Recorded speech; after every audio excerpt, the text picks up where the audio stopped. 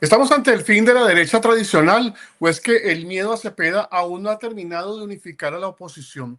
Buenas noches, Colombia. Lo que van a ver en sus pantallas no es solo la suma de porcentajes, es el mapa de un país que está completamente fracturado. Y es que los expertos lo dicen así. El Centro Nacional de Consultorías, que es una encuestadora que está autorizada por el Consejo Nacional Electoral, es la que tiene en su poder una encuesta que se las voy a poner a ustedes a continuación para que la puedan ver. Y es esto. El Centro Nacional de Consultorías da a conocer esta encuesta que ustedes ven a continuación, donde se puede soltar una bomba que tiene a los cuarteles políticos en máxima alerta. Abril de 2026. La pregunta ya no es quién quiere ganar, sino a qué le tenemos más miedo. Según esta encuesta autorizada por el CNE, en un escenario de una segunda vuelta es inminente y que podría, por supuesto, ser indispensable para que se tomen las decisiones del país. Ven ustedes, 38.7% Iván Cepeda, el progresismo sigue adelante, mantiene el bloque adelante, pero miremos hacia el otro lado del abismo. Abelardo de la Espriella con un 36% y Paloma Valencia pisándole los talones con un 23.5%. Aquí está la noticia. La derecha está fragmentada, mientras el outsider de la mano dura y la heredera del uribismo tradicional se pierden en el segundo puesto o se pelean en el segundo puesto camino hacia la Casa de Nariño. Esto es sumamente importante, es sumamente fundamental para entender, analizar lo que está pasando. Pero ¿por qué se están dando estos datos hoy en día? ¿Qué es lo que está pasando? Pues hoy vamos a analizar a fondo lo que ocurre. Colombia hoy es una moneda al aire, pero una moneda que está cayendo en un bolsillo roto por un déficit fiscal del 8.1%.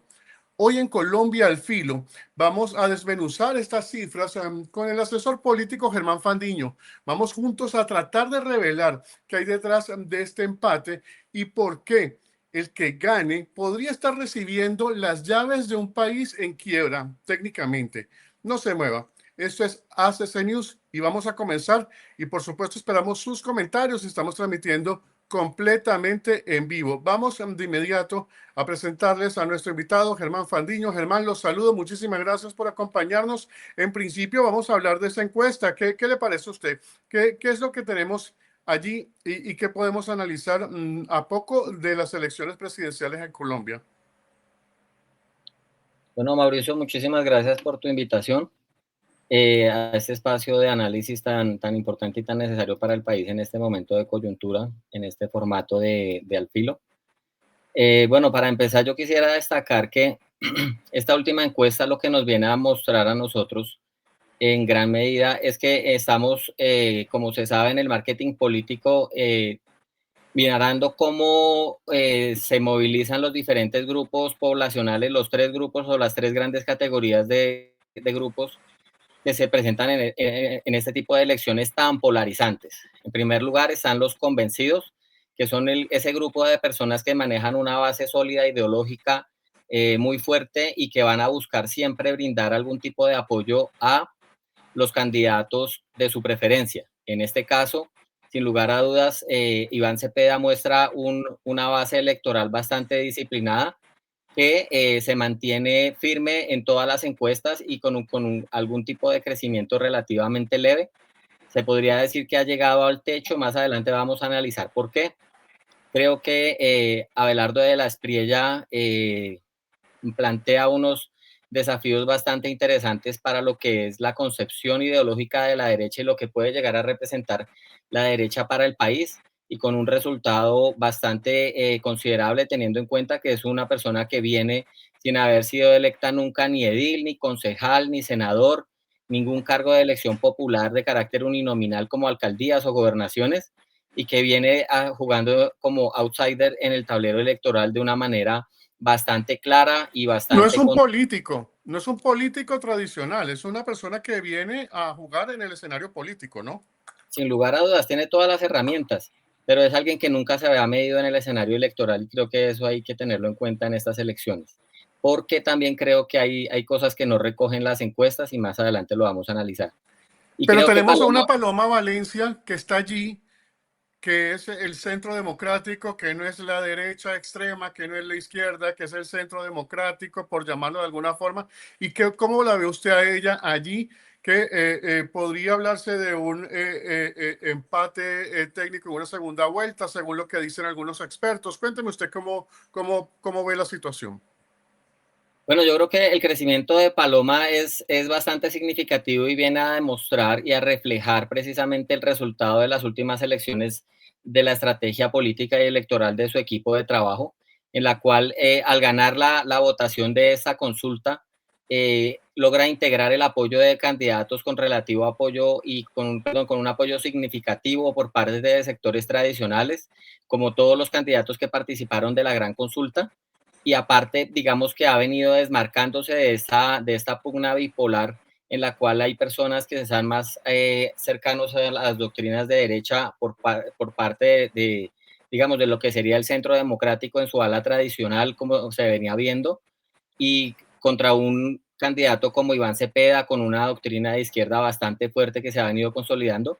Y con la llegada de Oviedo, con la determinación precisamente de abrirse a otros sectores, se ha mostrado como una persona que es capaz de capitalizar y de atraer precisamente a esos grupos poblacionales como los que estábamos hablando de los convencidos, también están los rechazantes, pero creo que en este margen de los persuadibles podría estar Paloma Valencia ganando un terreno muy importante gracias a las estrategias de campaña que ha venido utilizando y a la naturaleza de la aspiración política y, digamos, de su postulación, que es recogida a partir de una consulta con otros candidatos que ahora le brindan su apoyo. Germán, yo me he atrevido a decir abriendo este programa que Iván Cepeda está liderando, pero que está estancado en ese lugar donde está. Usted me va a corregir, usted es el experto, pero que también veo una derecha que está fracturada y que le está dejando solo el camino a Iván Cepeda, porque él está trabajando solo, mientras que la derecha podría estar fragmentada, dividida, y esto podría de alguna forma, y aquí viene su análisis, esto podría de alguna forma beneficiar a Iván Cepeda. Bueno, yo creo que para la primera vuelta, siguiendo, digamos, esta narrativa que nos han venido presentando las diferentes encuestas, lo que podríamos llegar a ver es un Cepeda que, si bien es cierto, tiene una mayoría relativa en estas elecciones, en estas encuestas, no muestra, esas encuestas no muestran una elección definida, sino que muestran una tensión clara entre lo que podría ser la izquierda con una base sólida, pero también con un techo bastante claro, que se da como resultado de todas las acciones de gobierno, de campaña y de estrategia del candidato Iván Cepeda, que creo que se ha consolidado más en afianzar sus graneros electorales de una manera mucho más sólida, más que hacer un proceso de expansión electoral para agarrar, digamos, otros nichos y atraer a otras bases electorales. Eh, de contraparte, digamos que tenemos a la derecha que está dividida, pero contrario a lo que a ese planteamiento, digamos, yo creo que la derecha en este momento, si bien es cierto, muestra una división de intereses entre dos alternativas, una que es la que lidera Paloma Valencia, que es mucho más institucional, mucho más de acuerdos programáticos con partidos políticos de sectores tradicionales, y una derecha que viene a proponer a Abelardo de la Espriella, que puede ser un poco más agresiva en el sentido discursivo, mucho más fuerte. Yo diría que es una derecha mucho más sólida desde una perspectiva ideológica y doctrinal, pero en términos generales los resultados que nos muestran estas encuestas es que el país en este momento está girando y va a virar por una tendencia hacia la derecha para brindar una respuesta a las múltiples crisis que afronta el país en materia presupuestal, en materia de seguridad ciudadana, en materia del sistema de justicia y en materia administrativa. Germán, Cepeda sólido con ese 38.7%. ¿Usted cree que están muy confiados en eso o realmente, porque lo he escuchado diciendo que es factible que pueda ganar en una primera vuelta? ¿Usted qué dice sobre esto? ¿Está muy cómodo, está muy tranquilo, está muy optimista cuando aún falta una recta final que puede ser prometedora en esta importante campaña electoral para Colombia? Bueno, yo creo que las encuestas, sin lugar a dudas, recogen alguna parte, digamos, de la intención de voto de las personas que son consultadas, que regularmente no son más de 5.000 personas, por mucho a veces son 10.000 personas de todo el escenario electoral. Entonces hay que mirarlas desde una perspectiva analítica como un elemento de referencia en el análisis, pero se quedan muchas cosas por fuera. ¿Qué elementos creo yo que deja cada uno de los segmentos en contienda electoral por fuera de esta campaña, la encuesta, y que ellos consideran importante para su avance en materia electoral? Bueno, por parte de Iván Cepeda, creo que él recoge y viene a entender que, digamos que el gran grupo poblacional de todo lo que son las comunidades indígenas en todo el territorio nacional quizás no se ha visto representado en en todas las encuestas. No sé hasta a cuántas personas de las comunidades indígenas hayan llamado a estas empresas encuestadoras para preguntarles, pero puede que él sepa que allí hay un sector poblacional bastante significativo que se va a hacer sentir en las elecciones. Adicionalmente, hay unos riesgos de carácter electoral en un país en el que el crecimiento de los grupos armados subversivos y los grupos armados delincuenciales dedicados al narcotráfico ha venido creciendo exponencialmente y podrían coaccionar el voto de los electores en diferentes sectores del territorio nacional, en especial en las áreas con mayor conflictividad, como lo son el Cauca, el Putumayo, toda la parte baja del país y las zonas de frontera, que es precisamente en donde se desarrollan las actividades asociadas con las economías criminales. Y Sí, esto puede tener... esto es como un partido de fútbol. Se gana o se pierde en el último minuto y las encuestas son usted lo ha dicho muy bien, una representación mínima de lo que es una pregunta para un grupo de personas que no es el 100%. Obviamente creo que son 3.500 las personas que fueron consultadas o menos de 3.500 personas las consultadas, pero hay un techo y hay un piso en materia de política y yo quiero que usted nos lo explique a nosotros y se lo explique a las personas que nos están viendo en estos momentos y que nos lo explique aplicándolo a estos números que estamos viendo. Ese 38.7% puede ser el techo de Cepeda, puede ser ya lo máximo o todavía puede crecer más. Y ese mínimo de Abelardo o de Paloma puede ser allí o puede bajar más o pueden subir más en los próximos días, en los próximos, lo que queda de campaña. Bueno, yo creo que Cepeda hoy en este momento está recogiendo los resultados de lo que parece una estrategia diseñada para no perder lo que ya tiene, para afianzar sus nichos electorales, pero ha olvidado de manera, digamos, yo creo que de manera deliberada, que las elecciones de carácter presidencial no se ganan solamente conservando los nichos electorales que lo han llevado a la situación actual, sino expandiendo su base electoral a partir de acuerdos y de el ejercicio de la persuasión con programas de gobierno que lo acerquen a otros sectores. En este caso creo que Cepeda ya llegó a un techo, creo que tiene un piso bastante fuerte, una base bastante fuerte que se fundamenta no solamente en una lectura crítica del país, sino en un sentido de identidad partidista, que es el que congrega en este momento a toda la izquierda. Y creo que en este momento, teniendo en cuenta, digamos, solamente la información de las encuestas, ha llegado a un techo, sin contar con que en el resultado electoral se pueden tener en cuenta variables como las que estábamos hablando y que pueden definir también en gran medida el resultado. De parte de Abelardo de la Espriella y de Paloma Valencia, creo que tienen un margen de crecimiento bastante alto y en expansión. ¿Por qué? Porque contrario a lo que se piensa en este tipo de campañas en las que parece que la derecha está muy dividida, realmente la derecha está unida y la ha mostrado siempre en todas las tendencias que sumado estos dos candidatos son mayoría. Lo que se está definiendo es cuál es el candidato que va a abordar las crisis que nos deja el actual gobierno. Y en ese contexto, Paloma Valencia ha venido avanzando con la incursión de Oviedo en su campaña como fórmula vicepresidencial, una persona que representa la moderación, que es mucho más asertivo con sectores de centro derecha e incluso de centro izquierda, y que van a traer un nuevo electorado para esta campaña. De parte de Abelardo de la Espriella, creo que ha hecho un trabajo bastante significativo en todo el territorio nacional, ha recorrido el país de norte a sur y de oriente a occidente casi que en su totalidad, y creo que hay un sector poblacional bastante grande que no logran recoger las encuestas, pero que puede llegar a verse reflejado en esta primera elección. Creo que son los dos candidatos con mayor chance de crecimiento en este momento para esta primera contienda electoral. Germán, yo no sé si yo soy muy pesimista o que mi lectura no es la mejor y por eso lo tengo a usted para que usted nos aclare. Yo veo a De la Espriella y a Paloma dividiendo el voto de la oposición. Mientras uno va caminando tranquilo, sólido, recorriendo el país, los otros dos están peleando un segundo lugar para poder entrar a una pelea luego, apostándole a la segunda vuelta. Creo que esta oposición le está apostando a la segunda vuelta. Es mi apreciación muy personal, haciéndole el juego en política, como se dice, al otro candidato, que no tiene que hacer mucho esfuerzo cuando está dividido los dos más fuertes, porque recordemos que no solamente son tres los candidatos, pero estamos hablando de los tres que tienen mayor aceptabilidad del público. ¿Está peleado esto o están sumando por separado? ¿Cómo lo valora usted? Yo creo que desde una perspectiva racional, lo más adecuado para el país en este momento o para este tipo de propuestas presidenciales que se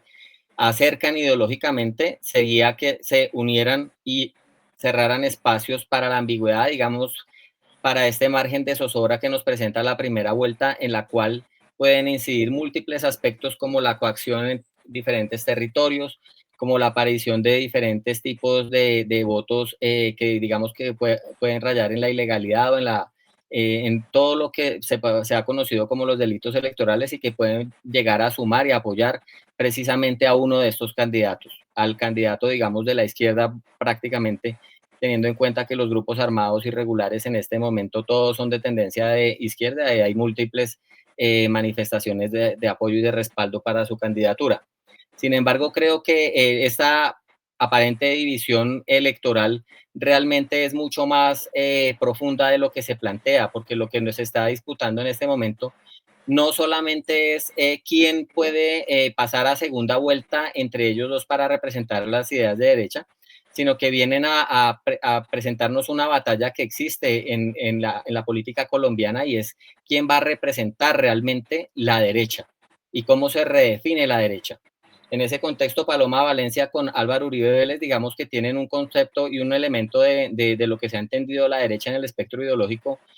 fundamentado en lo que es la política antisubversiva. Y esto es un margen digamos, marco de identidad de la derecha bastante fuerte. Sin embargo, en este momento lo que plantea Abelardo de la Espriella es una reconstrucción de la derecha ya mucho más institucional, ya mucho más sólida desde una perspectiva ideológica, con un respaldo y un apoyo mucho más fuerte que el del Centro Democrático a las ideas de la familia, a las ideas de la justicia, a las ideas de lo que debe ser el fortalecimiento institucional del Estado y lo que tiene que ver con la economía de mercado. En ese contexto creo que, si bien es cierto, muestran una relativa división, realmente lo que están en pugna es quién va a asumir la nueva representación de la derecha, teniendo en cuenta que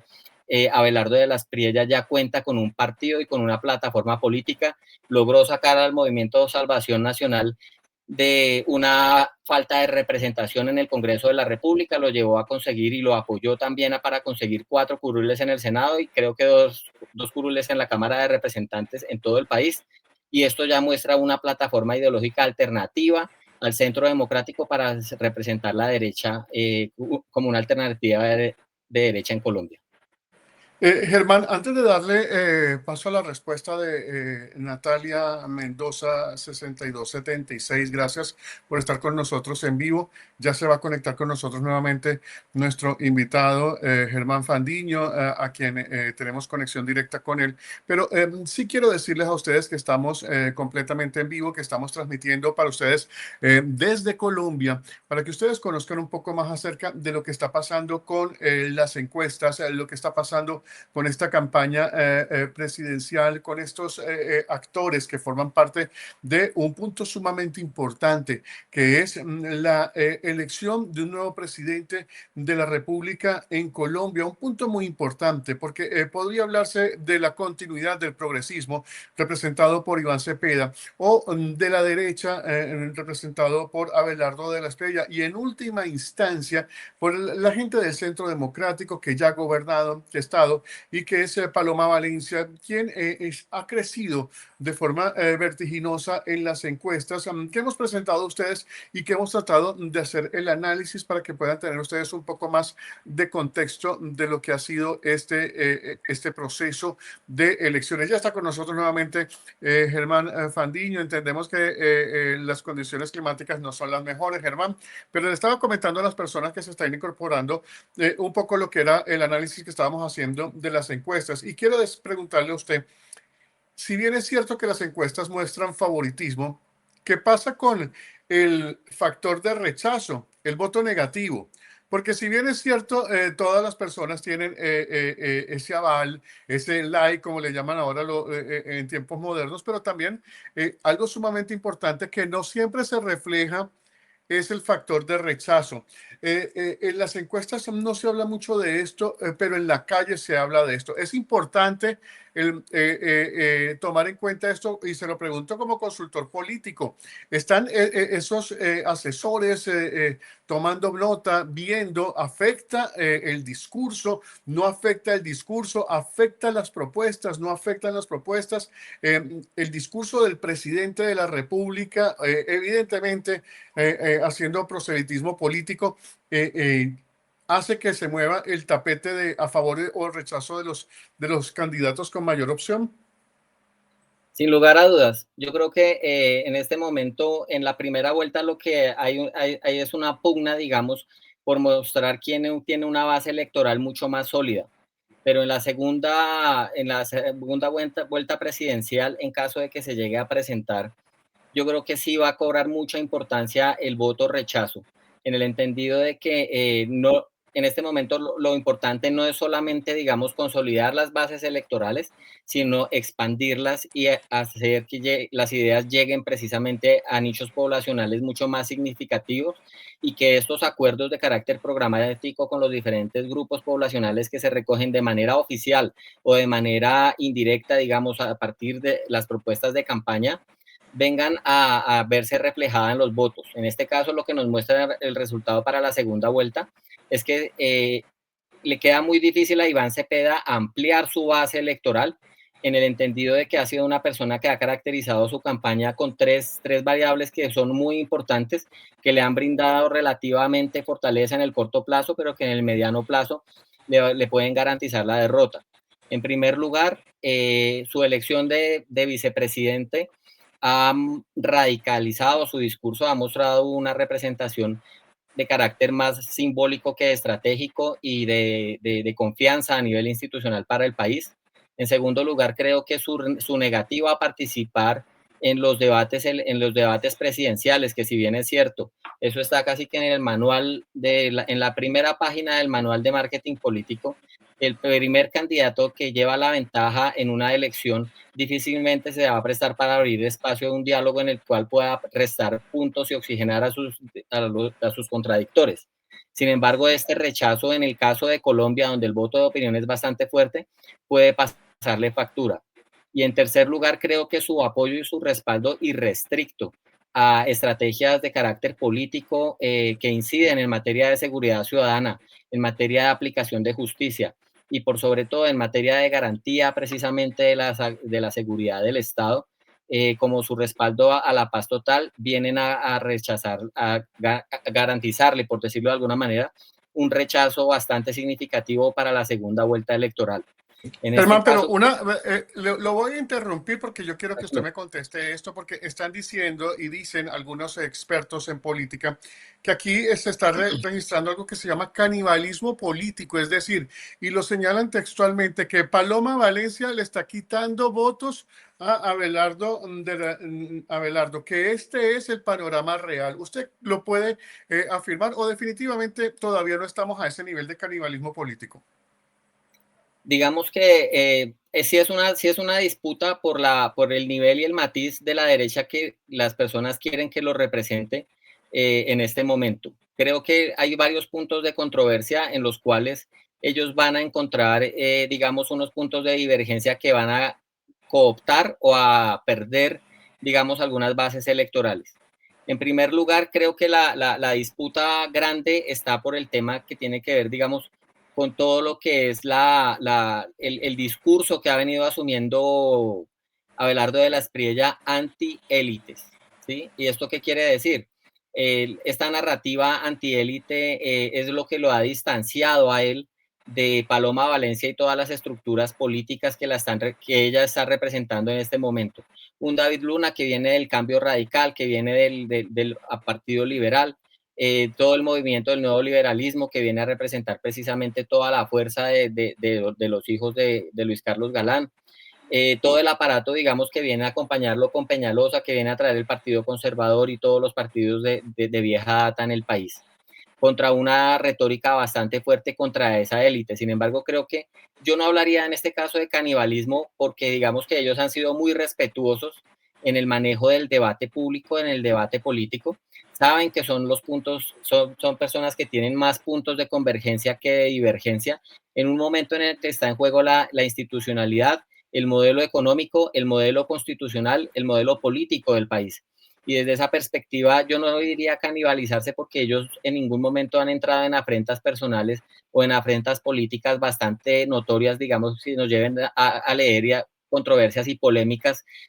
fuertes, sino que se han mantenido respetuosos entendiendo que el gran enemigo para la derecha de Colombia es la propuesta de continuismo que viene a representar Iván Cepeda, y en ese contexto creo que es una división de matices que finalmente va a tener una unión muy sólida, incluso con carácter expansivo, para la segunda vuelta, en caso de que ésta se llegue a dar y no se presente algún traumatismo en la primera vuelta en la que se puedan presentar la suma de delitos electorales y precisamente que digamos que lleguen unos grupos significativos a votar por el candidato de la izquierda de manera coaccionada o mediante fraude electoral. Pero usted cree que apostarle a una segunda vuelta no es muy riesgoso, no puede ser muy riesgoso. ¿Podría esta división de esta antesala a las primeras elecciones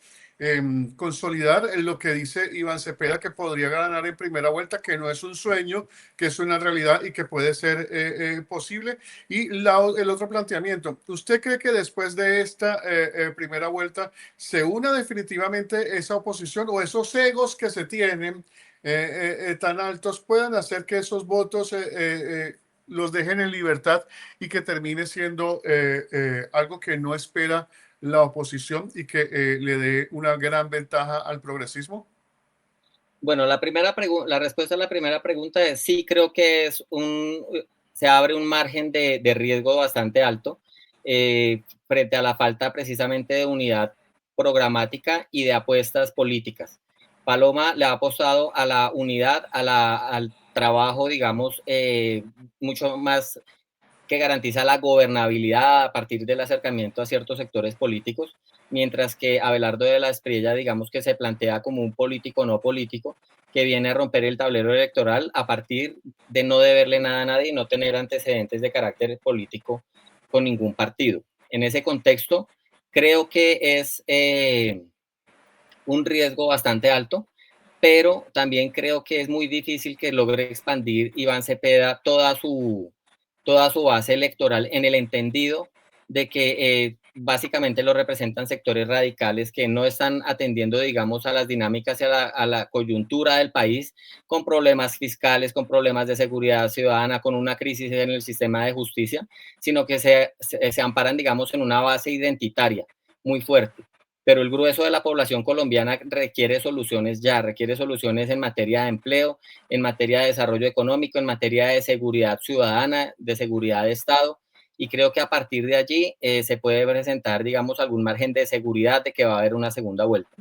Con respecto a la segunda pregunta, ya los dos candidatos, digamos, no tan claramente Paloma Valencia, pero Abelardo de la Espriella ya ha dicho de manera clara que en un posible escenario de segunda vuelta estaría dispuesto a, como se dice coloquialmente en el argot político colombiano, a cargarle la maleta a Paloma Valencia. Y de hecho en todos los discursos, a pesar de lo polémico y digamos lo incisivo que puede ser él con sus ideas, jamás ha agredido a Paloma Valencia. Paloma Valencia ha hecho lo propio. Y yo creo que llegado el momento, los egos en este caso no pueden llegar a dividir no porque yo lo desee, sino que no es viable y no lo he visto en el discurso, en el análisis de discurso de estos dos candidatos.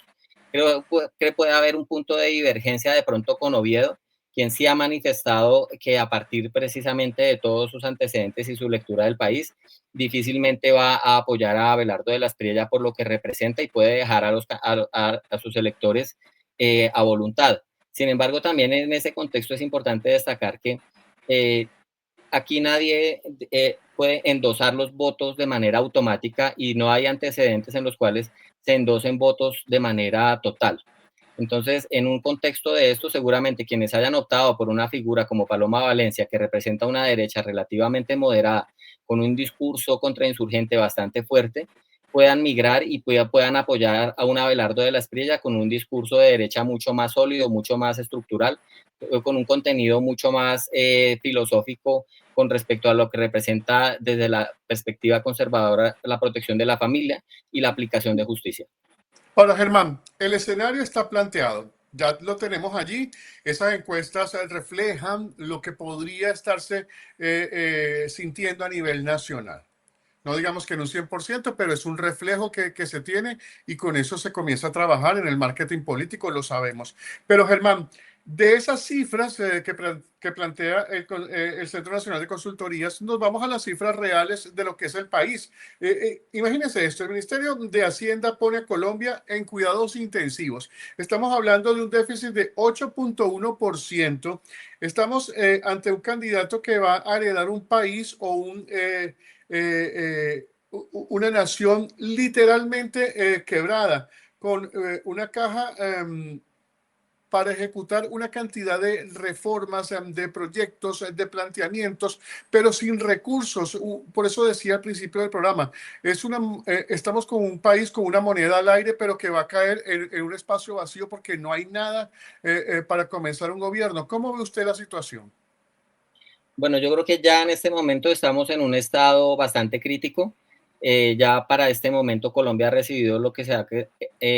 comprendido como el castigo severo de las calificadoras a partir de la calificación de riesgo país que ha venido, digamos, siendo objeto de una baja en la calificación de múltiples calificadoras en el escalón de grado de inversión, algo que para un país como Colombia es bastante significativo, toda vez que dependemos en gran medida de la inversión externa para sacar adelante todo el aparato productivo y para mantener el que ya se tiene. En ese contexto, creo que el gobierno nacional le ha venido haciendo muchísimo daño al país a partir de precisamente de las peleas con el Banco Central, que es, digamos, que uno de los síntomas más preocupantes para los inversores extranjeros, con una campaña polarizada y a partir de allí nosotros ya estamos viviendo las consecuencias precisamente del manejo de la política pública.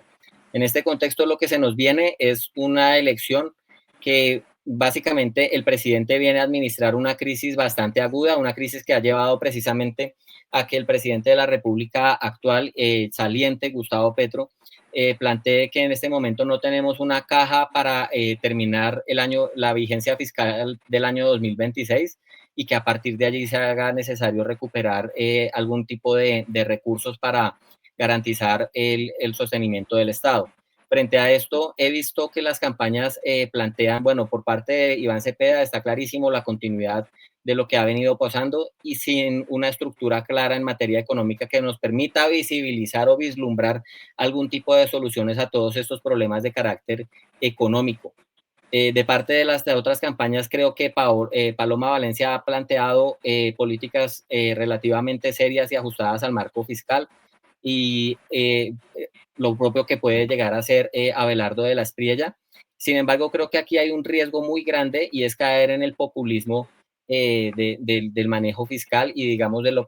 en todo lo que tiene que ver con el Estado, que si bien es cierto, es algo muy importante mantener un balance de caja óptimo, también es importante garantizar la continuidad de la prestación del servicio de la función pública en todo el territorio nacional. Recordemos que gran parte del discurso subversivo y el discurso que ha permitido que se anclen los poderes de carácter ilegal en los diferentes territorios del territorio nacional es que el Estado no llega, es que el Estado no está, que no solamente hacen falta integrantes de la fuerza pública en todo el territorio nacional, sino que hace falta mucho más Estado. Y frente a la situación grave de crisis fiscal actual. Varios de ellos no, los dos candidatos, tanto Paloma Valencia y más fuertemente Abelardo de la Espriella, han planteado un recorte presupuestal en la capacidad de operación del Estado a partir de la reducción de contratos de prestación de servicio y acabar, digamos, con una gran cantidad de empleos desde el sector público.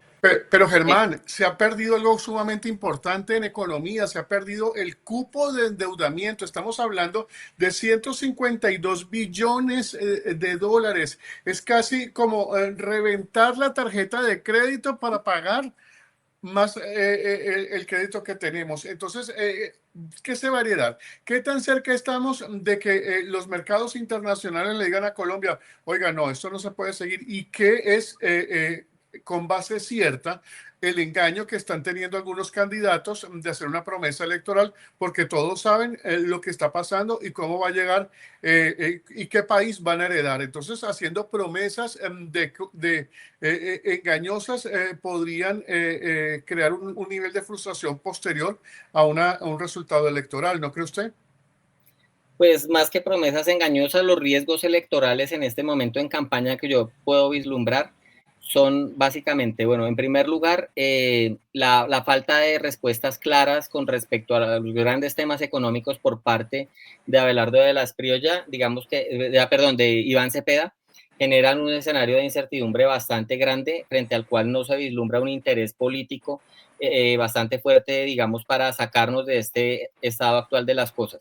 La baja calificación y la reducción del cupo de endeudamiento nos va a llevar a que en caso de que se requiera un mayor endeudamiento, pues va a ser mucho más costoso con tasas de intereses mucho más altas, y eso sin lugar a dudas puede repercutir en el corto y mediano plazo y en el largo plazo, porque finalmente este tipo de deudas las resultan pagando en gran medida las presentes generaciones y las futuras generaciones. Creo que el otro gran riesgo es precisamente este populismo que nos puede llevar a acabar con decenas de miles de contratos, afectando, digamos, la capacidad del Estado para resolver problemas públicos. Y creo también que en este gran escenario lo que se espera es discursos serios, discursos y digamos que si bien es cierto, no estamos en un contexto de guerra, me parece pertinente tocar, digamos, la claridad y el ejemplo histórico que nos dejó Winston Churchill en su momento al asumir el mando del gobierno inglés en la Segunda Guerra Mundial, cuando planteaba solamente les ofrezco sangre, sudor y lágrimas, frente a un escenario bastante complejo en el que era muy difícil caer en discursos populistas. En este caso, creo que todos debemos estar atentos a escuchar precisamente el, el las propuestas de los candidatos, y creo que en este momento las diferentes campañas han venido manejando unos discursos que nos muestran algunas perspectivas de solución de la crisis. Digamos, en el caso de Paloma Valencia, en el caso de Abelardo de la Espriella, de parte de Iván Cepeda no se vislumbra, y podremos elegir entre alguna de ellas, y yo creo que ya el país está claro de que en este momento es muy difícil creer que pueda haber una expansión muy grande en programas de carácter social o en inversión social, dado el mal manejo que se le ha dado a la economía colombiana y a los recursos públicos durante 4 años. Germán, quien gane las elecciones en este 2026 tendrá que ponerle, clavarle, de llamarlo de alguna forma muy coloquial, a los colombianos una reforma tributaria, una emergencia económica durante los primeros 100 días para evitar el colapso de la moneda, o es una sorpresa la que realmente vamos a tener a partir del 8 de agosto. Yo creo que tienen que combinar varios instrumentos de la política económica, sin lugar a dudas. Creo que la respuesta, si bien es cierto, pasa por la optimización de la ejecución presupuestal a partir de una racionalización del gasto público, también tiene que pasar precisamente por el apoyo y la expansión del sector productivo nacional, y a partir de allí generar una serie de políticas que tienen que tocar la economía y la capacidad de desarrollo y de generación de ingresos de las personas, no solamente desde la perspectiva que ha venido, digamos, de apoyar a las grandes empresas y fortalecer, digamos, estos grandes discursos de las empresas grandes y de medidas macroeconómicas, sino creo que es necesario también avanzar en la consolidación de un Estado mucho más propenso a apoyar a digamos, a las pequeñas y medianas empresas que sin lugar a dudas también pueden llegar a formar parte de este gran motor que saque al país adelante, fortaleciendo a la clase media, contrario a lo que ha venido haciendo este gobierno. Creo que el énfasis sí debe estar en una reforma de carácter fiscal y de carácter de gasto público, más allá que, digamos, una vez más grabar al pueblo colombiano, entendido como el sector productivo, el sector del campesinado, el sector que trata de buscar soluciones en el día a día desde las diferentes actividades de economía informal, que digamos que marca en gran medida todo lo que tiene que ver con el desarrollo del país. Recordemos que más del 50% de la economía de nuestro país es una economía informal, lo que a largo plazo genera unas condiciones bastante precarias en materia de seguridad social para las futuras generaciones y para las actuales generaciones. Germán, hablemosle claro al ciudadano, hablemosle en términos que lo pueda entender la persona que está en el Pacífico colombiano, en el Chocó, en Bogotá, el empresario, la señora que trabaja el día a día, quien está en la calle.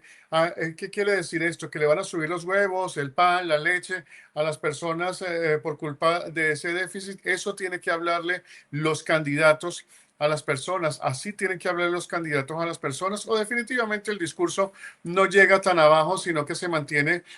con un velo para que no se identifique la realidad de lo que está pasando. No, yo creo que los candidatos tienen las herramientas y las han venido utilizando para hacer un discurso muy claro, digamos, de parte y digamos que reitero esto para el caso, para la respuesta. Entiendo que Iván Cepeda no ha planteado una respuesta muy clara con respecto al modelo económico que piensa plantearle al país para solucionar la crisis actual, sino que lo que plantea básicamente es un cambio de modelo de manera radical a partir de una nueva constitución que él ha venido respaldando desde el Congreso de la República y que claramente ha dicho que en caso de ser electo presidente la va a seguir apoyando. Entonces, desde esa perspectiva, con un cambio de modelo, pues obviamente la crisis va a ser bastante significativa. De parte de Abelardo de la Espriella, creo que ha sido bastante claro diciendo que va a acabar con cerca de 70.000 empleos, contratos de prestación de servicio en todo el territorio nacional, una reducción significativa del Estado, muy cercano a lo que podría ser el mecanismo o digamos la filosofía política económica, de política económica del aparato libertario que busca precisamente un mínimo de Estado para garantizar que la empresa y el sector económico, el sector privado pueda actuar con un mayor margen de libertad. Y de parte de Paloma Valencia entiendo que ha venido proponiendo precisamente unas reformas de carácter institucional y de política económica relativamente sólidas y sostenibles, y es a partir de allí en donde podremos esperar más allá de una inflación que nos lleve a pagar más caro los huevos, lo que nos puede llevar es precisamente este paquete de medidas que se pueden vislumbrar, es primero a la pérdida significativa del empleo público. Las personas que en este momento tienen contratos de prestación de servicio posiblemente van a perder miles de contratos, como ya ha venido pasando en este año. De hecho, ya el gobierno nacional hizo un recorte presupuestal de cerca del 40% en gastos de ejecución presupuestal, en gastos de proyectos en diferentes entidades, desde el Ministerio Público hasta entidades del gobierno. Ya en este momento estamos hablando de que hay miles de personas que han perdido precisamente su empleo en el sector público, y esto se puede agravar mucho más. Adicionalmente, digamos que los programas de carácter social que buscan beneficiar a las poblaciones vulnerables y atender ciertos objetivos de política pública que van desde la salud hasta la protección social, hasta la parte de recreación y deporte, cultura, se van a ver bastante reducidos, se van a ver bastante mermados, y el Estado va a concentrar su atención, yo creo que en los sectores de carácter estratégico que podrían llegar a ser en gran medida la salud y la seguridad ciudadana. Germán, algo sumamente importante, se nos agota el tiempo, el control de las maquinarias. Si bien es cierto, las encuestas miden la opinión, pero también la maquinaria es la que garantiza el día de las elecciones el voto seguro. Realmente hay maquinaria para estas elecciones. ¿Quién tiene la maquinaria? ¿Los otros candidatos manejan el concepto de maquinaria? ¿Tienen el respaldo suficiente o hay una desventaja en cuanto a movilización de personas para ese día de las elecciones? Porque el resto no cuenta, cuenta es ese día desde las 7, 8 de la mañana hasta las 4 de la tarde. Bueno, yo dividiría la respuesta en dos componentes que se suelen asociar o unificar por parte de la mayoría de las personas. y es, en primer lugar, digamos que todo lo que es el aparato oficial y la maquinaria estatal, sin lugar a dudas, en este momento está a favor del oficialismo, con una expansión, digamos, si bien es cierto, muchas entidades perdieron puestos públicos o cupos para contratación directa a los profesionales, otras lo ampliaron de una manera desbordada, que es precisamente lo que ha llevado a ver cómo el gobierno ha venido politizando la contratación pública para garantizar y para brindarle un escenario óptimo al proyecto del oficialismo, que es el de Iván Cepeda. Desde esa perspectiva, sin lugar a dudas, el aparato estatal está todo jugado por la campaña de Iván Cepeda. Hemos visto en las campañas, perdón, el día de las elecciones a Congreso de la República, que la gran mayoría de personas capturadas con dinero para comprar votos y afectadas precisamente por la aplicación de justicia frente a delitos electorales son de los partidos Centro Democrático, Partido Conservador, los partidos tradicionales. Casualmente del partido oficialista pocos resultados operacionales se vieron, y creo que desde esa perspectiva, a partir no solamente de este tipo de acciones, sino de las omisiones estatales, el oficialismo cuenta con un respaldo bastante grande que va a tener un impacto significativo, muy significativo en las elecciones.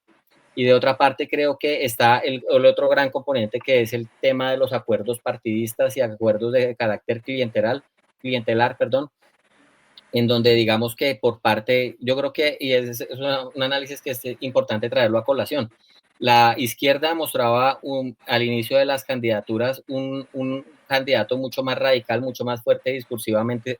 tirado a la izquierda, como Iván Cepeda, pero en la izquierda había un candidato que se la jugaba por mover las bases clientelares de los partidos políticos, que era Roy Barreras. Roy Barreras pierde de manera estrepitosa la elección y pierde toda capacidad de representación de la izquierda. Pasa a prácticamente a ser relegado por parte de todas las estructuras de análisis digamos, del periodo electoral. Mientras que por parte de la derecha teníamos un discurso muy fuerte de carácter de derecha con Abelardo de la Espriella, que se la está jugando toda por una campaña anticlientelar, antipartidista, pero que en caso de ganar va a tener precisamente que gobernar con ese tipo de estructuras. Entonces creo que allí puede haber un análisis interesante, y creo que Paloma Valencia con el Centro Democrático, con Álvaro Uribe Vélez y con todo lo que representó todo ese proceso de la consulta,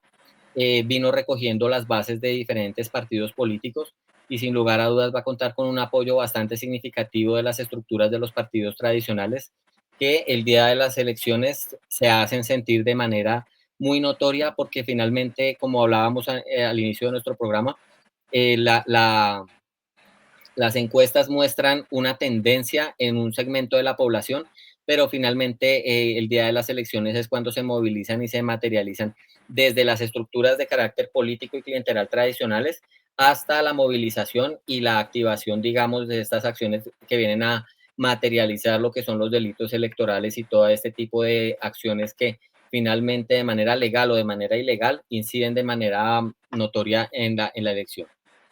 Aquí hay expertos en elecciones, expertos en el manejo de maquinaria, en la compra y en entregar la lechona, el tamal el día de las elecciones, y eso lo sabe todo el mundo, eso va a seguir pasando. Germán, si usted cree que si llegamos al mes de mayo y Paloma sigue subiendo en esas encuestas y sigue arrebatando votos de Abelardo, podría darse eso que algunos sectores moderados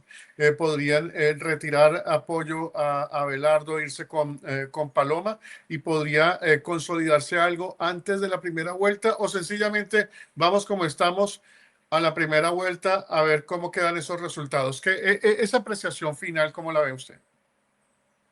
No, yo creo que ya en esta primera vuelta nos vamos jugados con los grupos de las personas que ya están convencidas por las diferentes causas. Creo que en este momento, y también es importante tener en cuenta que hay un abstencionismo de cerca del 50% para este tipo de elecciones. Y aquí lo que se está jugando no es tanto si cambian digamos, si las bases electorales se mueven de una base a otra, sino que estamos en un escenario en el cual la disputa está en los indecisos. Y ese tipo de personas indecisas pues son quienes pueden llegar a ampliar un margen a favor de uno u otro candidato. De allí que lo que vamos a ver muy posiblemente a partir de este momento es, digamos, el intento discursivo precisamente de ampliar sus bases electorales a partir de estrategias programáticas, de ejercicios de marketing político y de, digamos, llegar a diferentes sectores que no se ha llegado por parte de las diferentes campañas. Que si bien es cierto, digamos que han venido recogiendo y recorriendo el país, cada una lo ha venido haciendo con un matiz totalmente diferente. Una más cercano al pueblo, una más cercano a la política tradicional, y otra menos cercana a la política tradicional, precisamente capitalizando todo el disgusto con, no solamente con el actual gobierno, que es algo que hay que tener en cuenta y que incide en este tipo de campañas, y es que no solamente hay un descontento con el gobierno que está terminando, sino con los gobiernos que lo han precedido. En este sentido, las personas no tienen memoria tan cortoplacista para entender las elecciones desde esa perspectiva del gobierno que está terminando, sino que muchas personas brindan de manera radical su apoyo a Iván Cepeda precisamente para evitar que sean los partidos tradicionales quienes vuelven a retomar el poder y buscan precisamente respaldar este tipo de plataformas políticas que apenas llegan al gobierno. Y de otro lado también hay personas que están sumadas a las bases electorales de Abelardo de la Espriella y que tampoco quieren que lleguen ni lo que representa Gustavo Petro y Iván Cepeda, ni tampoco lo que viene a representar Paloma Valencia, que recordémoslo, es nieta de un expresidente de la República, que viene a representar precisamente todo lo que representa la política tradicional, sumado a un equipo de colaboradores como los Galán, que prácticamente, pues digamos, son lo que en la política colombiana se ha entendido como delfines políticos, y que se suman a la campaña de Abelardo de la Espriella buscando precisamente una reconfiguración de lo que es la derecha en Colombia, ya no solamente sustentado en una política antisubversiva, sino con un sustento de carácter doctrinal que viene a anclarse en el Partido de Salvación Nacional, con senadores como Enrique Gómez, que han venido planteando unos discursos bastante claros, bastante fuertes y bastante radicales con respecto a lo que se ha entendido como la solución a los problemas de carácter público a nivel nacional. Desde esa perspectiva, creo que allí es donde está el gran debate, y el reto de las candidaturas políticas está por llegar a los indecisos, más que por cambiar votos duros, que ya están duros y que no van a cambiar. Y creo que para la segunda vuelta vamos a poder ver una alianza, en caso de que se llegue a presentar y no se presente algo extraordinario, vamos a poder ver una alianza muy fácil entre los dos candidatos de los dos matices de la derecha. Germán, antes de despedirnos, vamos a ver de qué están hablando los candidatos. Voy a tratar de hacerlo esto para que lo escuchemos y analicemos. Vamos con el primer candidato. Al unísono, todo el establecimiento mediático y político se empeña en decirnos que es imposible ganar en primera vuelta, que matemáticamente eso es totalmente imposible. Columnistas de opinión, incluso encumbradas figuras del país político y mediático, han reaparecido ahora para señalarlo. Llama la atención, por supuesto, esa vehemencia para afirmar algo que es imposible. Creo que es evidente que la insistencia, la repetición casi que frenética de esa supuesta realidad, de ese axioma, no es otra cosa que la inseguridad, el temor y la desesperación que reina por ver lo que está ocurriendo. Bueno, Iván Cepeda. Bueno, yo creo que él en este momento le está apostando a varias cosas y lo dice en su discurso. En primer lugar, su objetivo es unificar precisamente todo lo que es el bloque oficialista para que, digamos, que no caigan en esta narrativa que nos lleva a pensar en una segunda vuelta, escenario en el que él sabe que difícilmente va a lograr ganar. Adicionalmente, con esta unificación temprana del bloque oficialista, lo que busca es captar el voto del centro, de las personas que se muestran, digamos, incrédulas frente a la posible victoria en una primera vuelta. En segundo lugar, creo que lo que viene y lo está explotando de una manera muy clara es la narrativa dominante del miedo, o de esta amenaza democrática que viene a representar, y que precisamente a partir del discurso, del análisis del discurso de los diferentes estamentos de carácter de los medios de comunicación, él considera que forma parte de una estrategia política, y a partir de allí es lo que ha venido es como a unificar a partir de precisamente de este miedo que dice que tiene la derecha. En tercer lugar, creo que él evidencia y le apuesta precisamente a evidenciar que a partir de la fragmentación de la derecha, este sector político tiene miedo y busca, digamos, deslegitimar cualquier posibilidad de victoria en primera vuelta. Creo que es parte de los recursos de persuasión de carácter político en este tipo de campañas, y a partir de allí, digamos que viene a alinearse con toda la agenda oficial en su discurso de campaña, lo que le puede generar algunos dividendos políticos bastante fuertes a partir de lo que se ha venido viendo, como que son riesgos sistémicos del sistema democrático que ya se materializaron y que podrían ser objeto precisamente de otro análisis,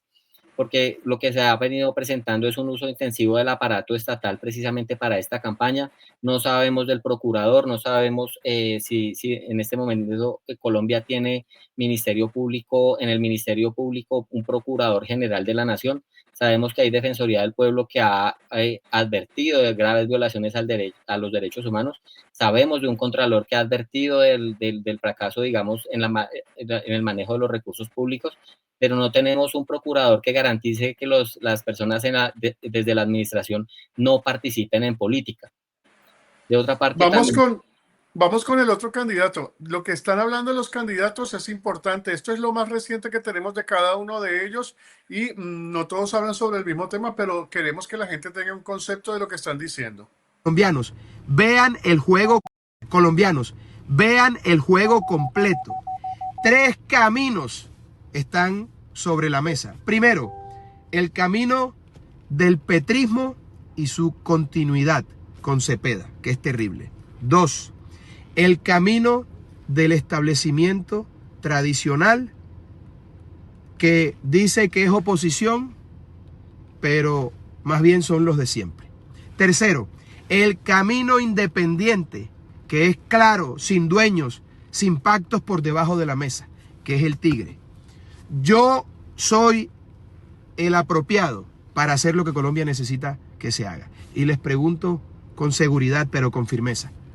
¿cuál de los 3 caminos quieren ustedes para Colombia?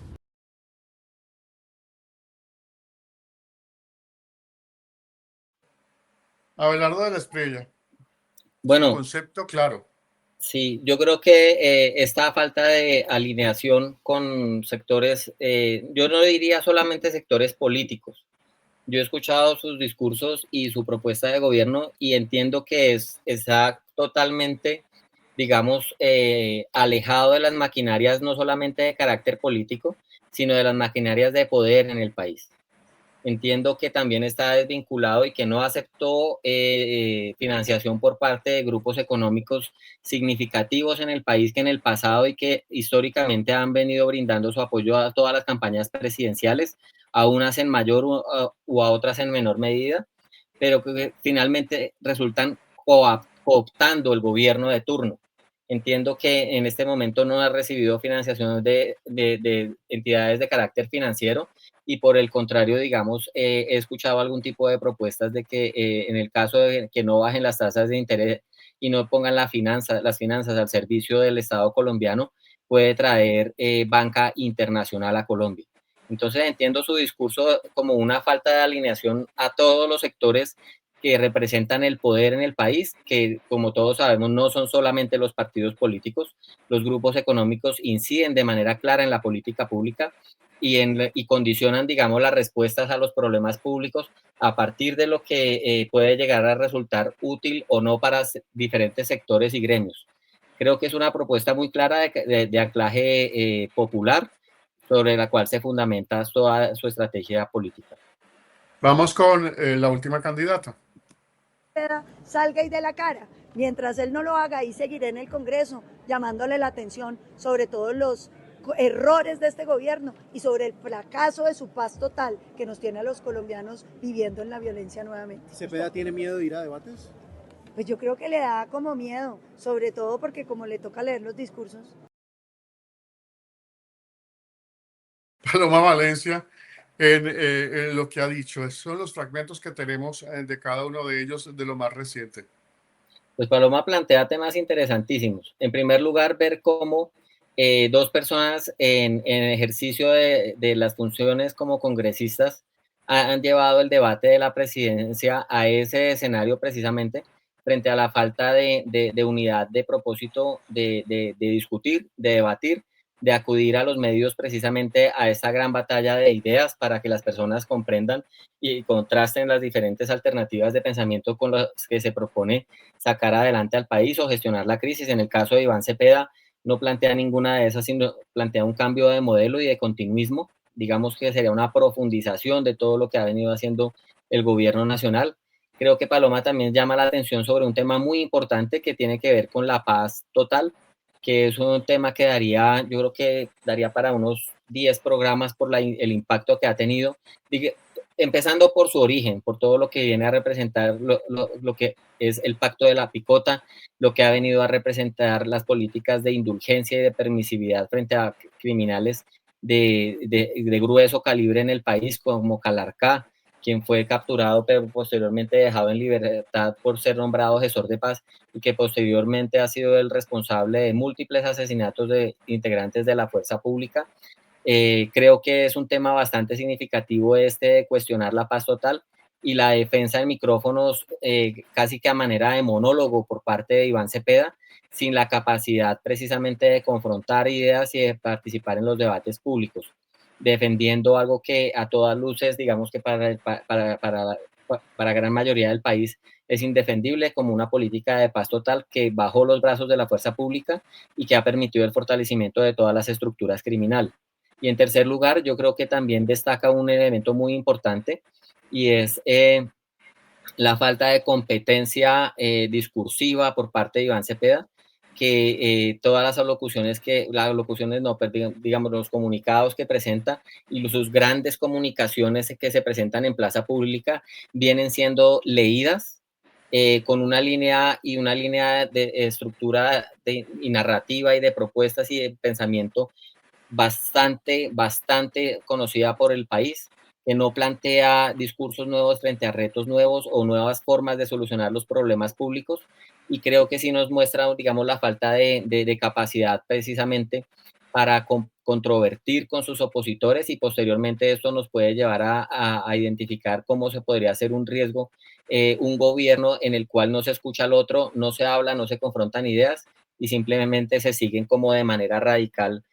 algunas posturas y algunos planteamientos ideológicos. Germán, ya tenemos que despedir. Quiero agradecer a las más de 150 personas que estuvieron en vivo de forma continua durante estos 62 minutos que llevamos de nuestro primer programa todos los martes a las 19 horas. A Colombia estaremos abordando este tema que nos ocupa y que debe llamarnos a una reflexión y a un análisis para conocer lo que viene para el futuro del país. La política no es lejos, la política nos corresponde a todas, a todos entenderla, comprenderla, analizarla para poder ejercer un voto democrático coherente. En el canal le estamos dejando la encuesta que la subimos y tengo que darle los resultados. No la puedo mostrar porque no me permite, pero en la caja de comentarios está. Y Iván Cepeda, Pacto Histórico, 34%, Abelardo de la Espriella, derecha, 47%, Paloma Valencia del Centro Democrático, 11%, ninguno, voto en blanco, 8%, son los resultados de nuestra humilde encuesta que estamos realizando el día de hoy. Germán, sus palabras finales. Mauricio, agradecerte por este importante espacio, y yo quisiera cerrar con tres pequeños bloques de comentarios. En primer lugar, agradecerle a las personas que participaron en este espacio en vivo, esperando agradecerle a Carla, agradecerle a Natalia, agradecerle a Reaccionaria Prudente, a todas las personas que nos acompañaron en este ejercicio de análisis, invitarlos a que puedan compartir este diálogo con